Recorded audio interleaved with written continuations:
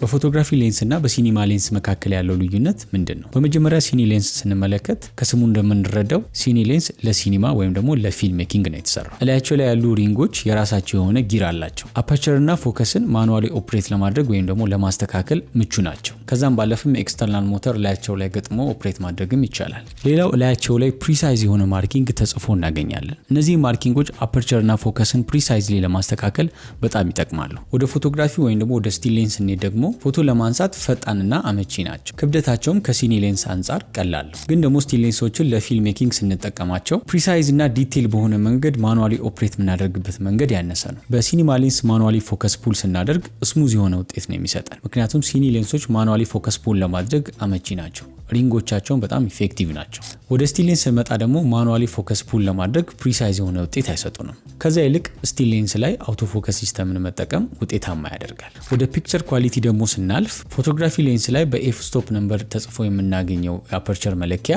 ሲኒማ ሌንስ ላይ ቲ ስቶፕ ተብሎ ተጽፎ እናገኘዋለን። ልዩነቱ ምንድነው? ኤፍ ስቶፕ የአፐርቸር ሳይዝ ሜዠርመንት ሲሆን የሚያመለክተን ምን ያህል አፐርቸር እንደተከፈተ ነው።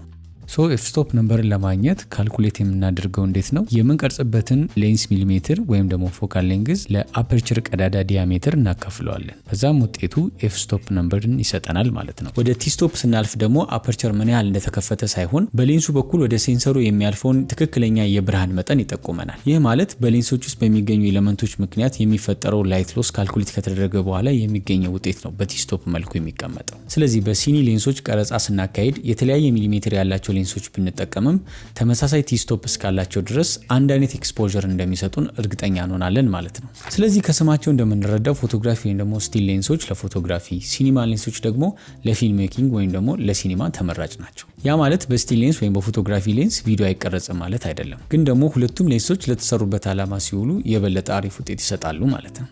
በቀጣይ ቪዲዮ እንገናኝ። ላይክ እና ፎሎ ማድረግ አትርሱ።